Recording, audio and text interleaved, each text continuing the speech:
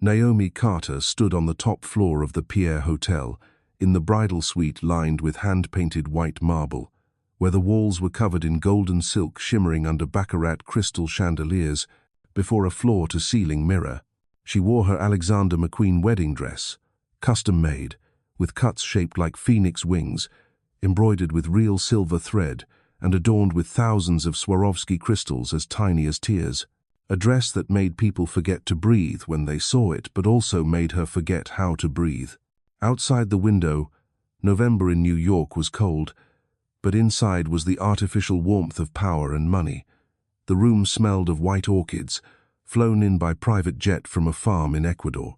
Long black SUVs lined up down the street, bringing tycoons, politicians, and famous journalists to attend the wedding of the year, as Vogue and Page 6 had declared. And at the very center of this dazzling tableau, Naomi, a black woman from Harlem, was preparing to marry Elliot Van Rhys, the last heir of a Dutch banking dynasty that once lent money to the U.S. government during the Civil War. A marriage the whole city gossiped about, as if love itself were an investment deal. "You look like a new moon." The whisper came from behind her shoulder, soft as velvet. Her mother, Ernestine, used to clean churches at night to raise two daughters. She stood in the corner of the room, wearing her plum-colored Sunday best dress, her wrists still bearing faint scars from working with cleaning chemicals. But her eyes shone like fireworks. "My daughter is about to become Mrs. Van Rhys." Who would dare to dream it? Naomi didn't answer. She only smiled the smile she had practiced since the age of 12. When she first stood before her middle school photography class's camera in the Bronx, the mirror reflected a flawless woman, brown skin without blemish, full lips painted in earthy brown, almond eyes lined with golden shimmer. But one thing the mirror could not reflect: the storm inside her. She felt like she was about to walk into a sacrifice, not a marriage. Elliot Van Rhys appeared on time as always. A Tom Ford tuxedo tailored in London hugged his tall frame, and Italian leather shoes were polished like glass. When he entered the grand ballroom where once the 50th birthday of a European duchess had been celebrated, the crowd devoured him with eyes of admiration and desire. Naomi followed, on the arm of her uncle Marcus, the only man in the family who had once protected her from a high school teacher whose gaze lingered too long on girls' thighs because her father had died when she was 10. The music rose Mahler's Symphony No. 3, tragic and proud.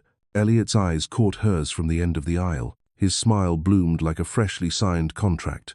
His lips moved without sound. Naomi thought he said, "I love you," but she wasn't sure. At the reception, among hundreds of Dom Perignon flutes and the soft laughter of women wearing genuine pearls, Elliot whispered in her ear while they danced, "You will be the face of New York. Not just the wife of Van Rhys. You will be a symbol." Naomi froze. "What do you mean? You want to model, don't you?" "I'll call Vogue, Harper's, W.L. I'll call them. Your face is a poem of geometry. The camera will love you." She went silent.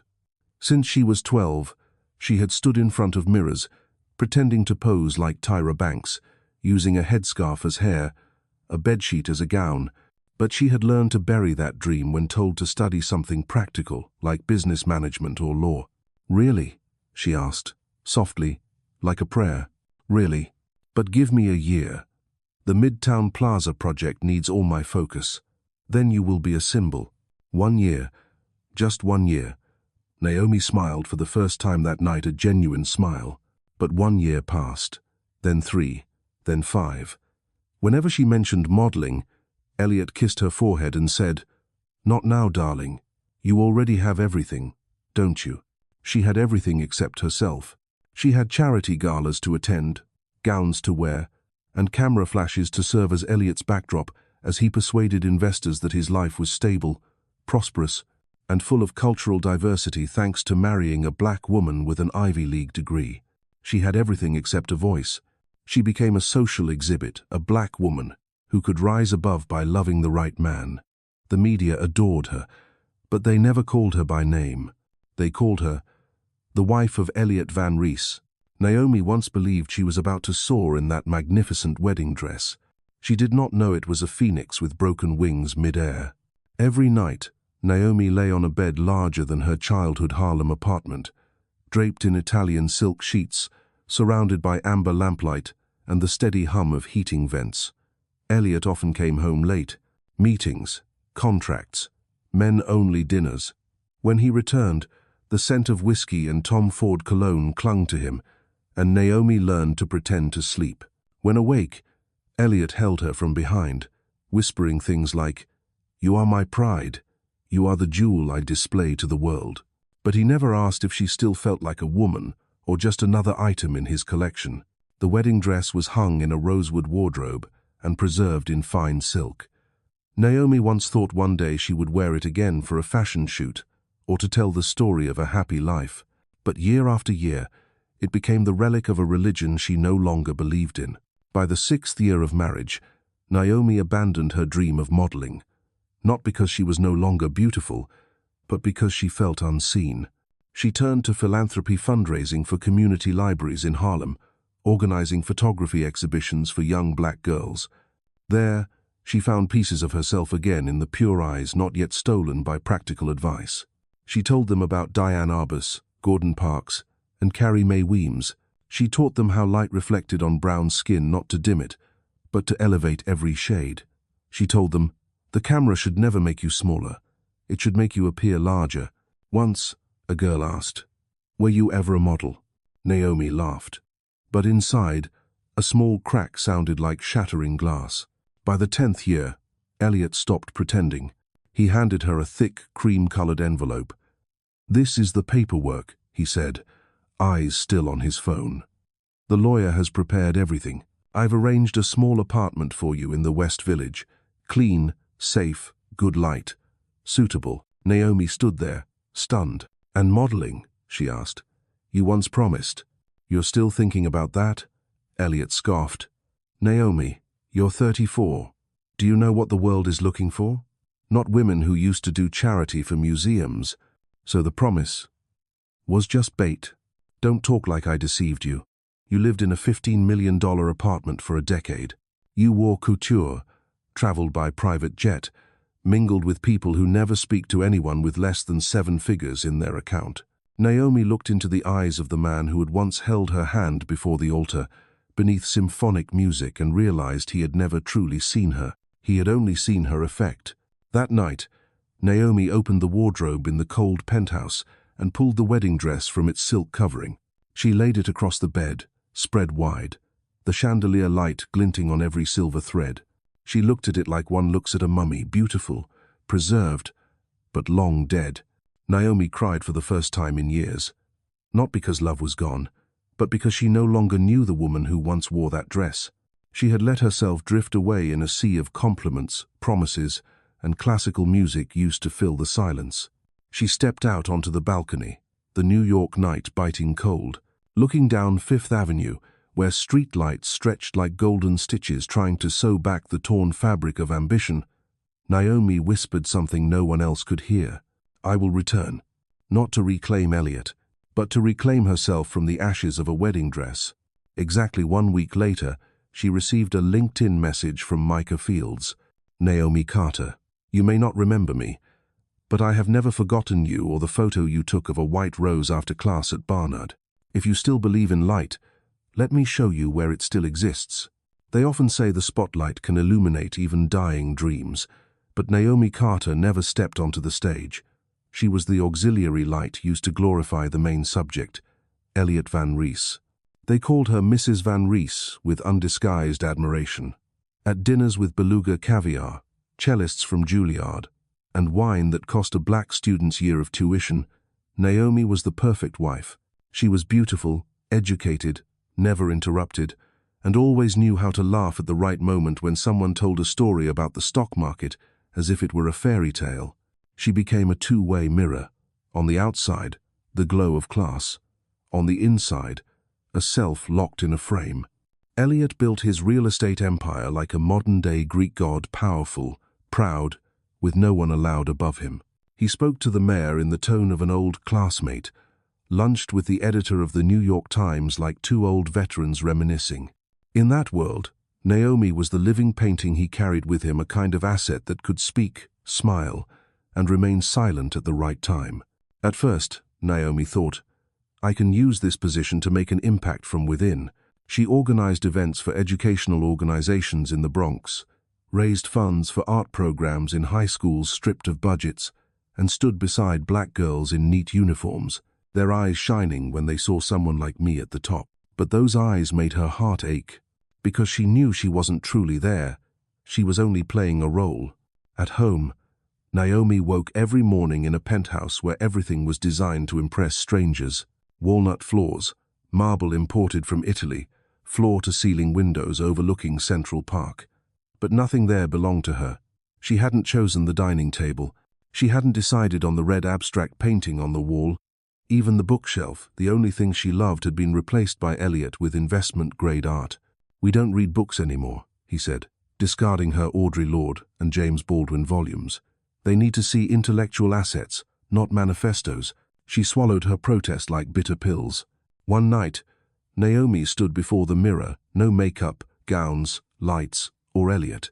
She saw a woman with smooth skin but no glow, hair straightened by weekly blow-dries, eyes once dreamy, now guarded.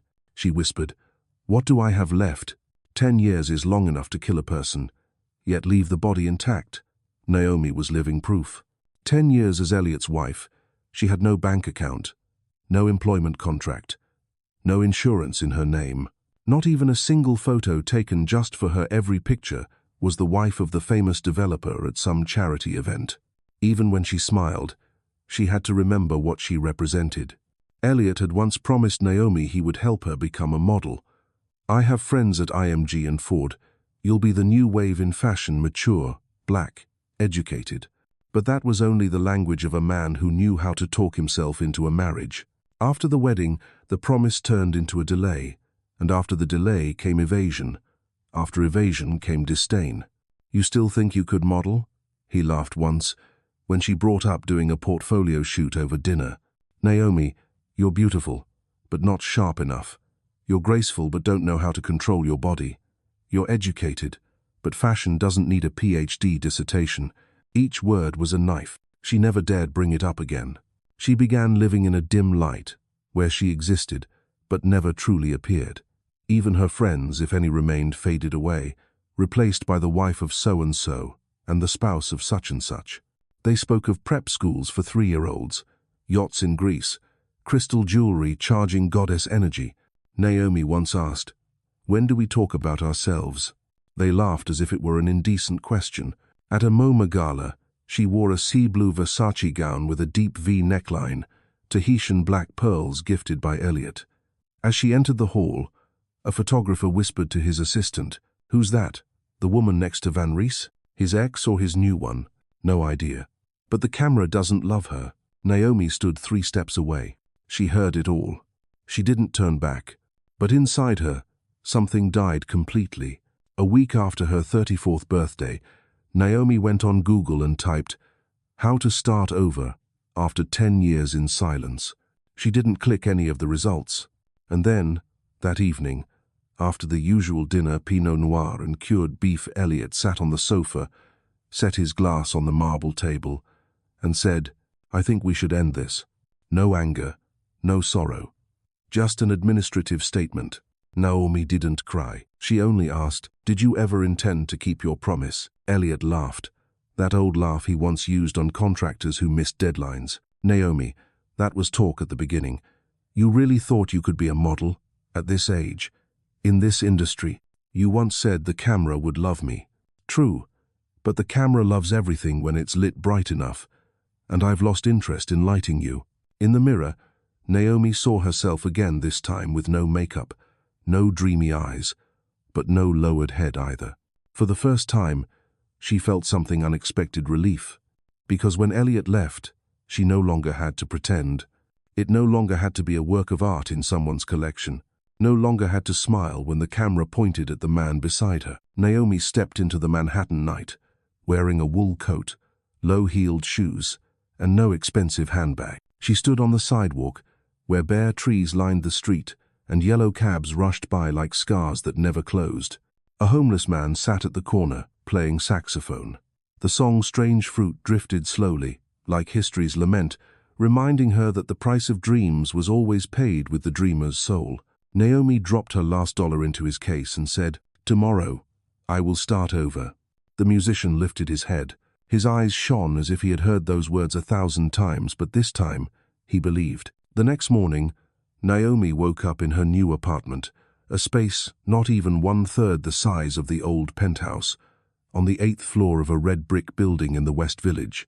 The living room was narrow, the kitchen small, the wooden floor worn and smelling of damp wood from years of not being updated.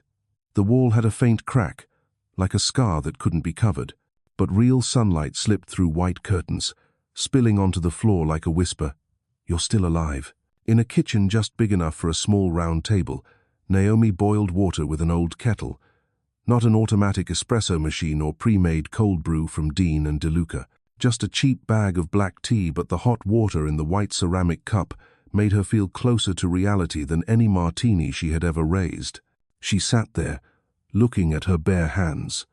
No wedding ring, no Cartier bracelet, no more symbols. And in that moment, she realized perhaps for the first time in 10 years those hands belonged to her. 3 days later, Elliot's lawyer sent the final settlement. Nothing but this apartment, a small sum labeled lifestyle adjustment support, and a requirement not to disclose personal details of their married life. A contract of silence. Naomi read it 3 times, then signed without her hand shaking. As the pen left the paper, a dry sound rang out in her mind, not a physical sound, but a mirror shattering. Not the bathroom mirror, not the big mirror she had stood before at her wedding. It was the invisible mirror, the one in which she had once seen herself as someone's wife, a symbol of something, the face of a dream pre-approved by someone else. Shattered. Naomi didn't leave the house for a week. She didn't know where to go. No schedule. No one calls to book makeup, choose dresses, or check red carpets. No more charity meetings masquerading as social events, but flaunting budgets. The only mirror in the apartment was in the bathroom, warped and scratched. Each time she looked into it, she saw herself like a supporting character with no props, uncurled lashes, natural curls starting to show, skin without highlighter, dark circles from too many sleepless nights. She wasn't beautiful. She was real. On the 8th day, Naomi opened an unopened cardboard box. Inside were personal items from the old penthouse. A photo of her from college, holding Audre Lorde's sister Outsider, a draft of her senior thesis on the role of light in post-colonial photography, a notebook with her 17-year-old doodles sketching a girl standing on a stage, the lights blazing, but no one could see her face clearly. The dream had once been there.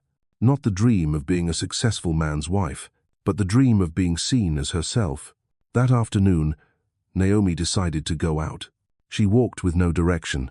Simply putting her feet on Manhattan sidewalks, she glided over in Louboutin heels that now, under her feet, had been replaced by old white sneakers.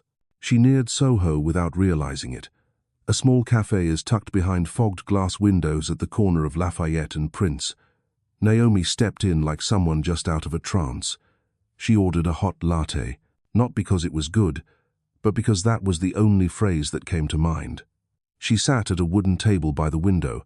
Across the street, an Asian boy was spray-painting graffiti on a wall, a phoenix in flames, with the words beneath, "Break me if you can."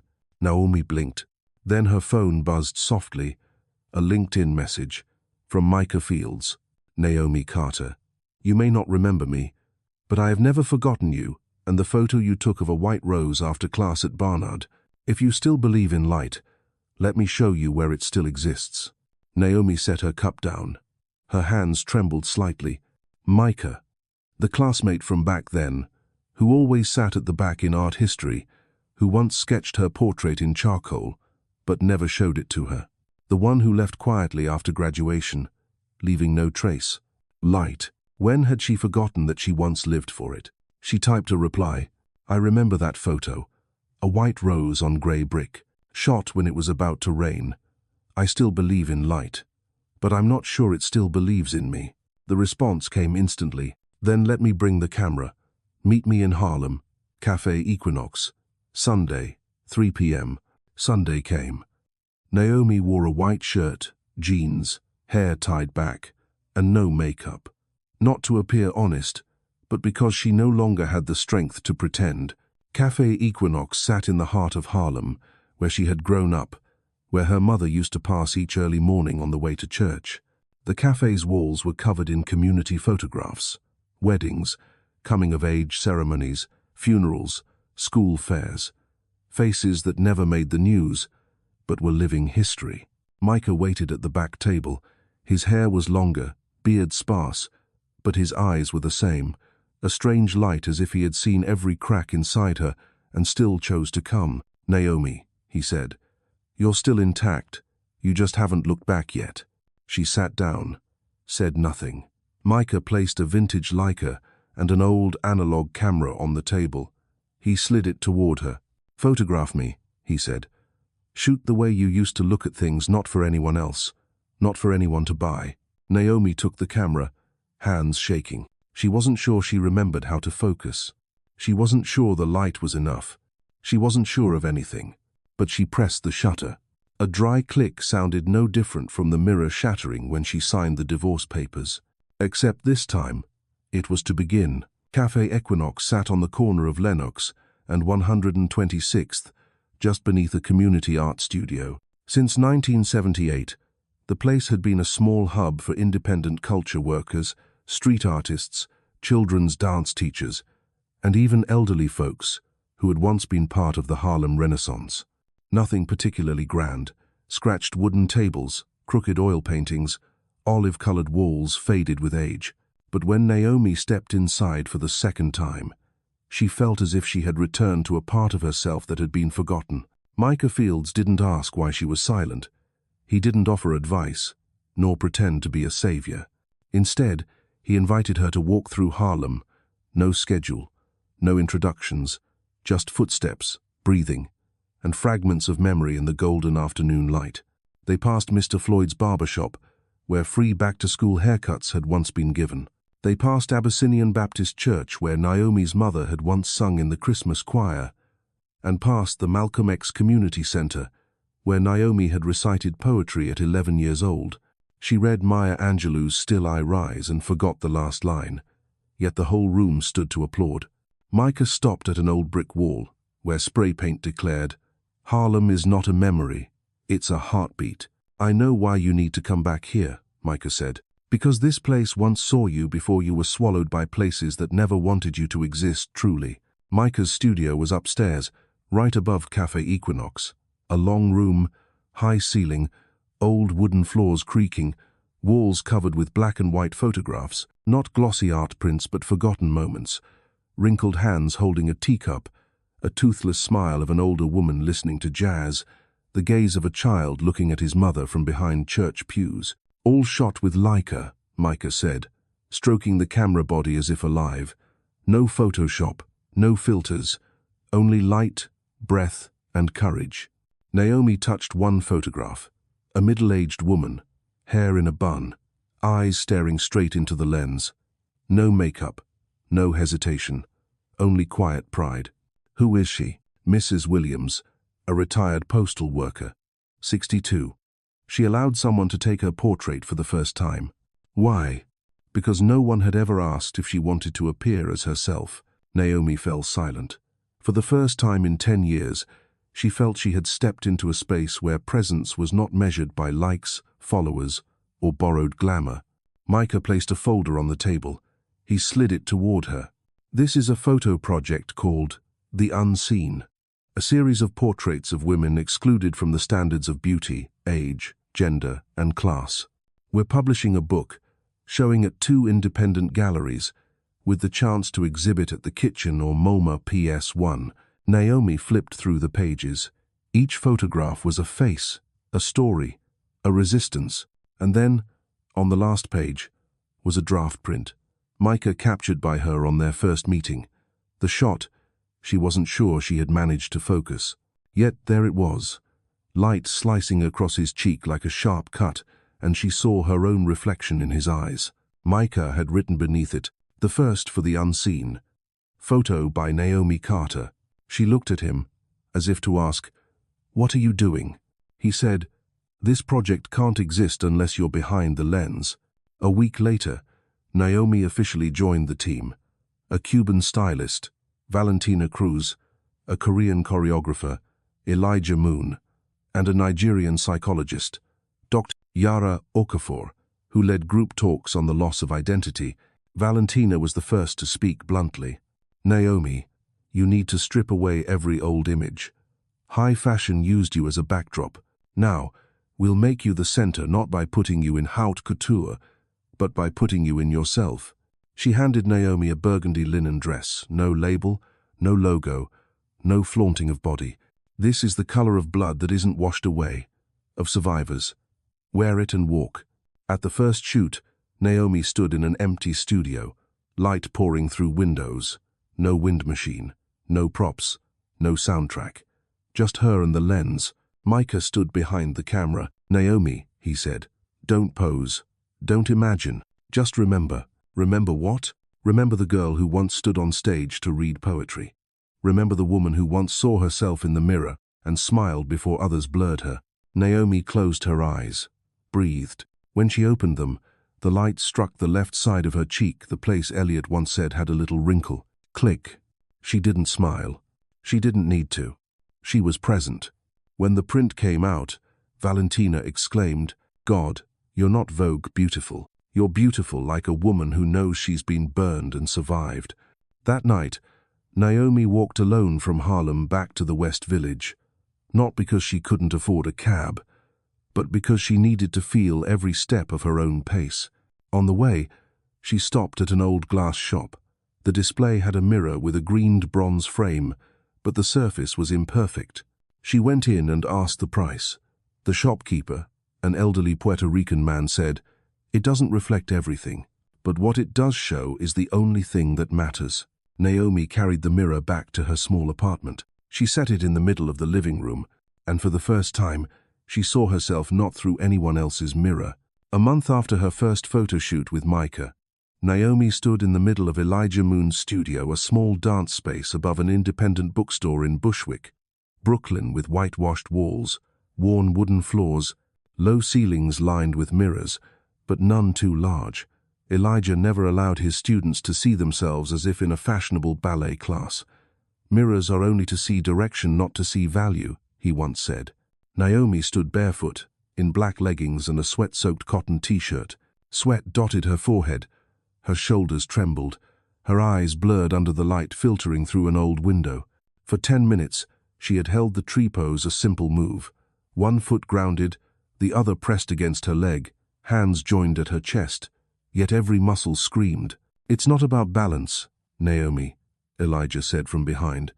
"It's about keeping balance, even when your body wants to fall." She closed her eyes, breath ragged. "Elijah, I don't think my muscles can hold much longer." "You don't need muscle, you need intention." Naomi held on for 2 seconds more, then 3, then 4. She lowered her foot, knees trembling. Elijah smiled. "Good. You just took a step without moving." Training with Elijah was not like gym, yoga, or Pilates. It was physical resurrection through expression, using the body to retell a story distorted by society's folds. He never asked her to slim down, tone up, or measure up. He only asked her to be present in every movement. Each session began with 10 minutes of historical breathing, Elijah guiding Naomi through eras. Inhale as Harriet Tubman searching her way through the woods. Exhale as Angela Davis standing before the court. Inhale as Nina Simone before singing Mississippi Goddam. Exhale as you, Naomi, when you stepped out of that wedding dress. Naomi once thought these exercises absurd, but the more she practiced, the more she realized.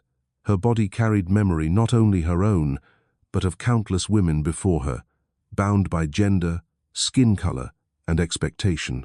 After every session, she journaled at night for the first time in over a decade, not to tell stories, but to hear herself speak. Day 10. I still shake, but I shake because I'm real, not because I fear being caught pretending.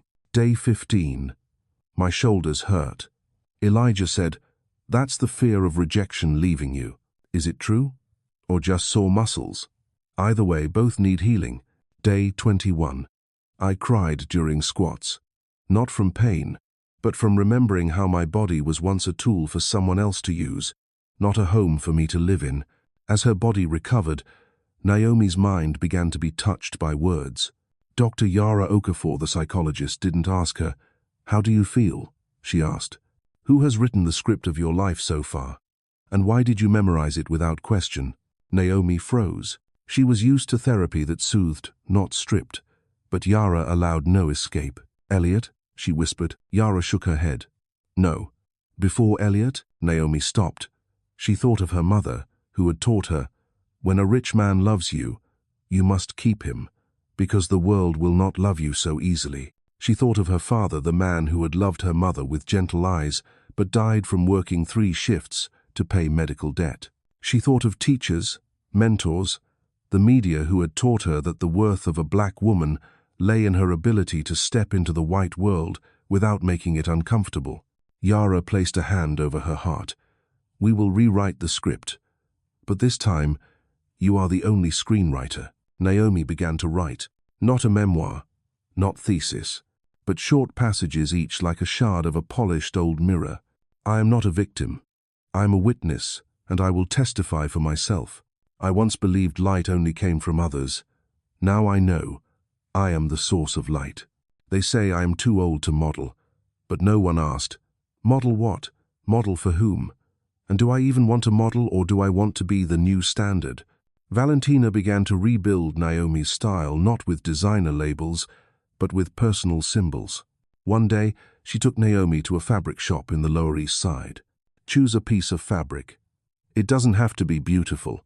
It just has to speak to you." Naomi sifted through piles of cloth, her hand stopping at a rough linen, faded blue like winter sea. She asked, "Why this one?" Valentina replied, "Because you didn't choose with your eyes. You chose with instinct. That is the first return of personal choice." They created an outfit from that piece, not trendy, not curve-flattering, not strategically sexy. An outfit with only one message: "I am here without asking permission." By the end of the month, Naomi was invited to the second photo shoot of The Unseen, this time, not only as a subject, but also as a co-creator. Micah said, "You will photograph another woman behind the camera, and then you will stand in front of the lens, but no one will shoot. You will shoot yourself." Naomi's hands trembled as she set the camera on a tripod, but she adjusted the light, chose the angle, set the timer, and stepped into the center of the frame. The light fell across her left cheek. Her eyes did not smile, but they blazed with awareness. Click. No one captured Naomi. She defined herself. The lights no longer shone on Naomi. The media, once calling her Van Rhys's wife, intelligent and educated, now turned their backs. Social media drowned in venomous comments, insidious rumors. Who's paying for her shoots? The woman who used to be a billionaire's wife, how does she survive now? Elliot Van Rhys emerged like a master of media sorcery. He staged a press conference at a grand hotel. Headlines glittered in the papers. Fraud allegations. The photographer and the divorced Van Rhys model. He displayed invoices and statements from nameless victims who claimed they trusted Naomi only to feel deceived. He brandished cancelled contract samples, none mentioning Naomi, yet enough for the press to attach every vilest keyword to her. In the conference room, cameras panned to Elliot, his face perfectly lit, his voice suave, like reading an economic report. "I only ever wanted to protect her from herself. This world is unkind. Thank you, Mike Levins of CNN, and reporter Lisa Cho of Vogue, for understanding the importance of truth." The gaze of television turned on Naomi not with admiration, but suspicion. At the Bushwick studio, an anonymous email reached Micah. "If you keep helping Naomi, don't ask why FBI agents are circling you soon." Micah looked at the faint glow from the photo printing on his table. A woman once stood before a mirror, not glittering, but radiant in truth. Micah said nothing. He knew. Power did not always strike directly. It sowed fear, making women stop just as they neared themselves. Naomi woke in the night, phone buzzing relentlessly. Tabloid texts, cheap Uber calls, messages from trusted assistants. They're saying, "The Fashion Week opener is being reconsidered." Her portrait in The Unseen was stripped of her name. Her identity was reduced to bait in scandal feeds under the banner Showbiz Drama. She stood before the tarnished bronze mirror in her living room, gazing at the woman who had once smiled there. Her heart did not shatter it, tried to shrink to protect itself. Yet something inside grew warm. Anna Wintour, from Vogue's Midtown office, sent a private email. "I want you on Vogue Digital not for trends, but because you make people stop and ask, someone is living authentically.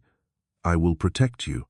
In Paris, a French designer who had once known Naomi from a past fashion season invited her into a video campaign about middle-aged women in fashion.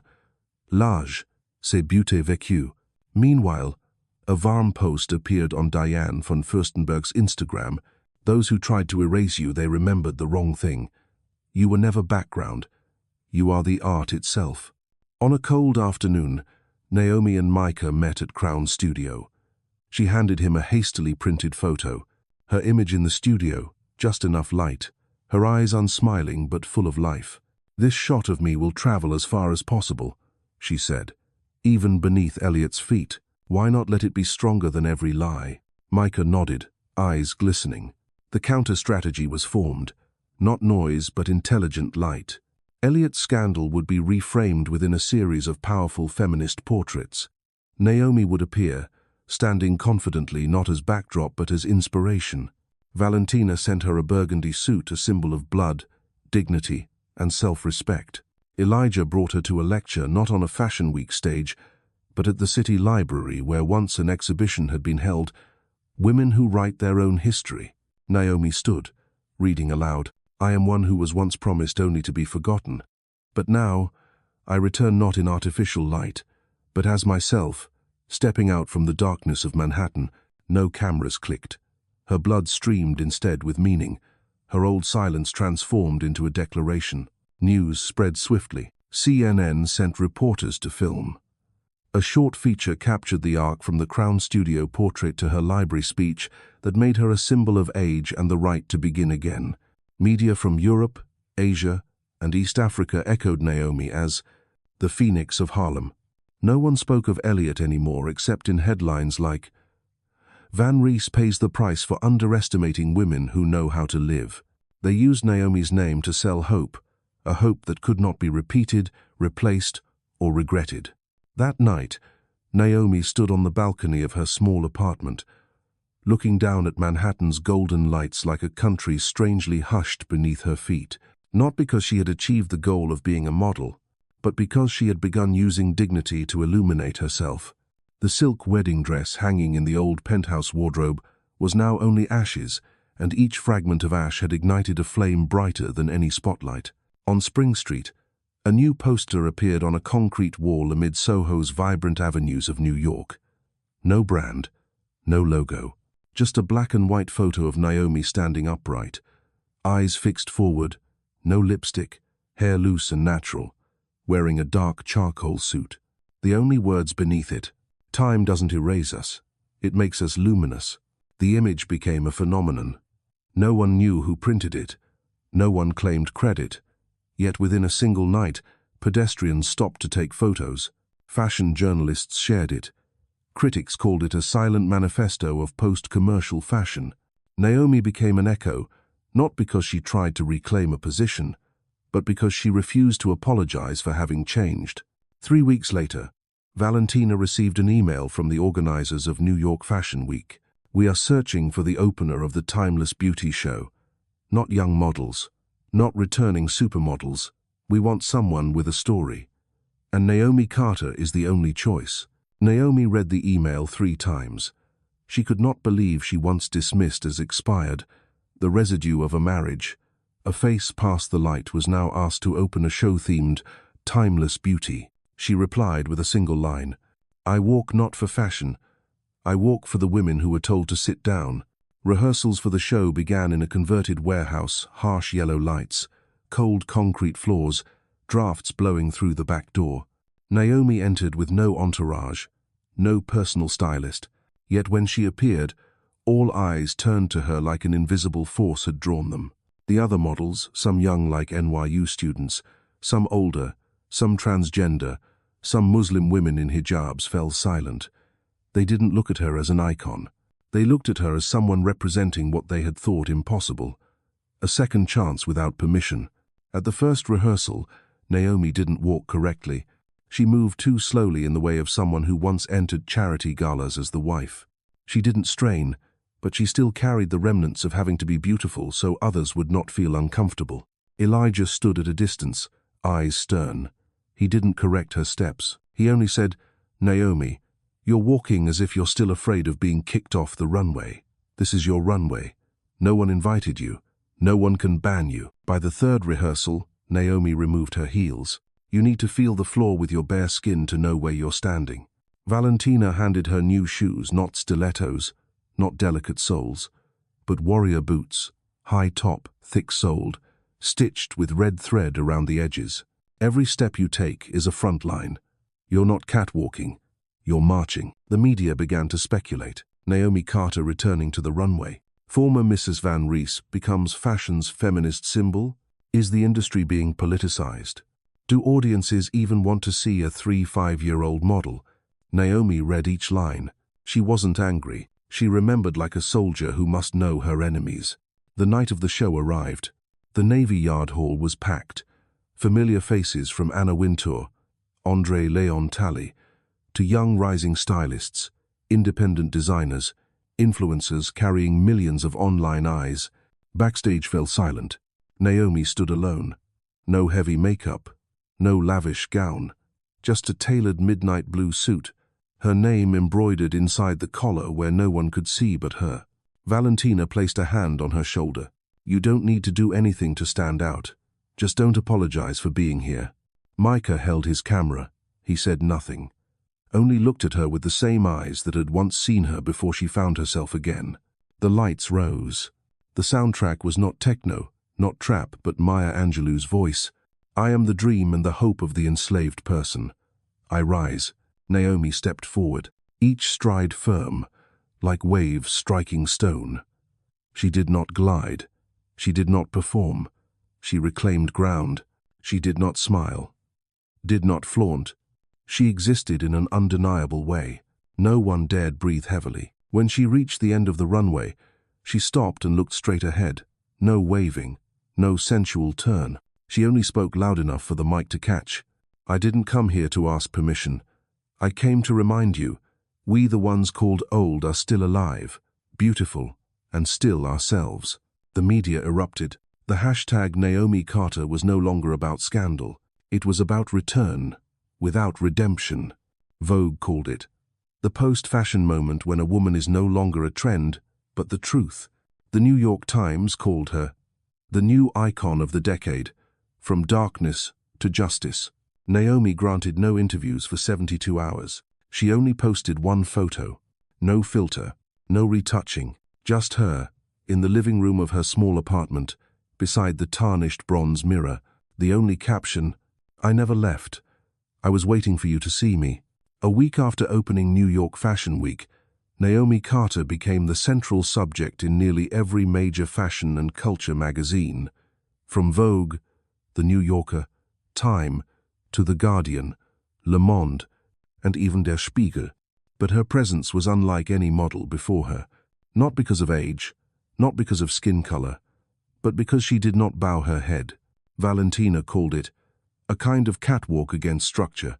Elijah wrote on Instagram, she doesn't walk to be praised. She walks as if every step is a tribunal. Micah, in a private interview, answered only one line when asked what Naomi meant to his art. She is a photograph that has never been blurred. But on the other side of the city, in a glass office tower overlooking Wall Street, Elliot Van Rhys sat in darkness. Cold LED lights fell across the Financial Times headline, Naomi Carter, black woman breaking the elite modeling system. His hand tightened. For 10 years, he had controlled the narrative. He decided who appeared on covers, who stood backstage, and who was deemed worthy of being seen. Naomi, to him, had only ever been a decorative detail to his manuscript of power. Now, that detail had become the artwork, and that threatened the entire structure he had built. Elliot launched a covert campaign. He contacted investors from the fashion consortium, an underground body coordinating most major international fashion events. He said, if a woman like her becomes the standard, then the image control systems collapse. Advertising loses its target. The industry can no longer make people feel lacking in spending money. Some nodded. Some stayed silent. Some texted out of the room straight to event organizers in Milan and Paris. 3 days later, Naomi received news. The Milan show where she had been chosen as vedette for the collection Cracks in Silk was suddenly cancelled. The reason given: not aligned with market direction. She wasn't surprised. She wrote in her journal, "They don't fear me because I'm different. They fear me because I make others see themselves." Micah called. Voice urgent. I got word. Someone in the organizing board said outright, "Elliot is behind it all. They want to control your image one last time before you step too far out of their reach."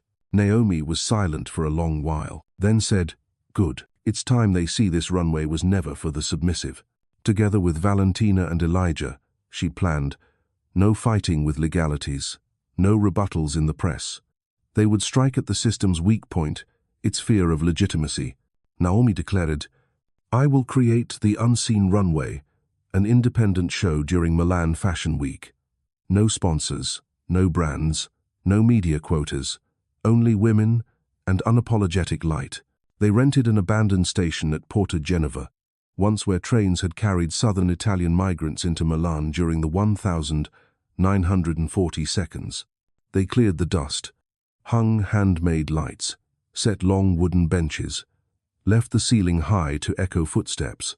No electronic music, only the recitations of Audre Lorde's poetry and Billie Holiday's voice, interspersed with the sound of heartbeats. Naomi invited no journalists, sent no press kits. She only posted one line on Instagram: "When the runways close before us, we will build one on our ground." The night of the show, rain fell lightly over Milan. Streetlights blurred with water. But outside the abandoned station, hundreds lined up without invitations. They were those never invited to Fashion Week: factory women, single mothers, design students, transgender models who had been rejected. Inside, yellow light flickered from hand-strung bulbs. Naomi stepped out first. She wore a dress of recycled fabric made from old newspaper prints bearing the names of women once erased by the press. On the back was a hand-stitched line: "We were never your shadow." Every model after her did not walk the catwalk. They walked as if coming home, no performance, glide, or obedience to lights. Micah stood at the end of the runway, shooting non-stop. With every click of the camera, another layer of old power's dust was blown away. The next day, the papers were forced to report not because they had been invited, but because the public had made it impossible to ignore. One photograph of Naomi, rain-soaked, standing on the old brick runway, clutching her dress, eyes ablaze, became the fashion image of the year. The Guardian called it a coup without weapons, without justification, only the presence of a woman once cast aside. Elliot Van Rhys appeared on media one last time. He declared, "Fashion should not be driven by personal emotion. It is an industry, not a way to express personal dreams." And for the first time, the media struck back. An independent paper ran Naomi's photo beneath Elliot's words, with the caption, "Fashion is personal, and that is precisely why he no longer controls it." Naomi then received an invitation from MoMA PS1 to design and curate her structure and skin exhibition, showcasing portraits, video, and garments about women's journeys of identity beyond traditional systems. She replied, "I don't need an exhibition as tribute. I need a place where other women see. They don't need to be chosen to begin." No one ever told Naomi that being seen was a painful journey. They spoke of lights, applause, glowing articles, and Instagram shares in the hundreds of thousands. But no one said that when the light shines directly on someone who has lived too long in darkness, it blinds them. And Naomi began to feel it. Not in Milan, Micah's studio, but in her small West Village apartment, once a refuge, now slowly becoming an unnamed prison. The first night after the Unseen Runway, Naomi did not sleep. She had no nightmares. She just didn't dare close her eyes. Because in the dark, the questions she thought she had overcome returned not in Elliot's voice, but as echoes of her younger self. If I have nothing to prove, do I still have a reason to exist? If I am seen and they see the cracks, will they still need me? Micah noticed first. In the studio, while Naomi reviewed photos, her hands trembled slightly, her eyes fixed on her own image, as if searching for flaws. "What are you looking for?" he asked. "Where the light is off," she replied. "The neck's out of focus. I should have adjusted my posture. This shot might not be strong enough." Micah didn't answer immediately. He stood behind her, studying the picture, then said, "Naomi, the light being off isn't a mistake. It's true. And truth, even when imperfect, matters more than every artificial thing you ever lived through." But Naomi couldn't hear it. She was living in aftershocks. The media no longer attacked. Elliot no longer retaliated. But she began to doubt if she deserved the role she now held. She had been the one cast aside. She had been the one who rose. But now, she was the one seen. And that gaze was no longer protective, it was expectant. Dr. Yara Okafor called her in for an urgent session. When Naomi sat down, Yara didn't ask, "How are you?" As usual, she said plainly, "Naomi, you've overcome Elliot, the media, even society's prejudice. But there is one adversary you haven't faced." Naomi looked at her, eyes dry. "Who?" "Your childhood self. That little girl is still waiting for you to apologize for leaving her behind, to become the woman everyone liked." The words hit Naomi's chest like a soft slap, not pain at once, but a dull, deep ache that echoed memories. She remembered herself at 10 years old, standing before the bathroom mirror in their cramped Harlem apartment, towel on her head as pretend hair, mimicking models in commercials. Her eyes are bright. Her mouth is smiling. She said, "Mom, I want to be on a magazine cover, but as myself, not needing to be white." Her mother had smiled, but Naomi knew that smile was a sigh disguised as love. "Sweetheart, beauty isn't enough. You need to know when to be silent." Naomi had never forgiven her mother for that. But now, looking back, she saw her mother, too, was a product of a world where black women weren't allowed to dream too big. And that fear passed from generation to generation, survived like a virus. Now, Naomi had a chance to end it, but the price was forgiving herself. That night, she wrote a handwritten letter not to send, but to read aloud in the quiet room. "To the little girl in me, I'm sorry for ever using light to hide instead of shine. I'm sorry for learning to please before learning to live true. I'm sorry for wearing a wedding dress to be accepted, instead of marrying myself. But today, I am done apologizing. I move forward not because I am strong enough, but because I don't want you to keep bowing your head. We are one." Naomi attended the panel, The New Feminine Form, at Cooper Union the next day. She didn't come as a speaker, just as an attendee. But when a young woman stood up and asked, "Naomi, how do you stop being afraid of being seen?" Naomi answered, "Fear is part of light. Without fear, there is no courage. But don't let that fear make you disappear. Let it be the reason you show up." As she left the hall, Naomi realized she was no longer afraid of being seen. She feared something else, being seen without meaning, and that was why she knew she had to keep living, not to hold a place, but to keep the flame. That evening, she stood before the tarnished bronze mirror, its surface now clouded with time. But instead of wiping it clean, she left it, because the blur was also part of the truth. She smiled. For the first time in 10 years, the smile wasn't for anyone's approval. At the top floor of MoMA PS1, inside a minimalist exhibition room, Naomi stood alone before the final photograph of the unseen collection. The picture wasn't hung.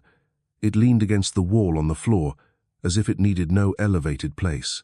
It was a portrait of herself, shot on Leica, imperfect light, forehead shining with sweat, hair disheveled, eyes wide open. Beneath the photo, no caption, no name, no year, no explanation, only a tiny handwritten line in black ink in the bottom right corner. Still here, people passed by. Some lingered, some cried, some took photos. But Naomi no longer cared about them. She wasn't standing there to be understood. She stood there not to be erased. A 10-year-old girl approached, hand clutching her mother's.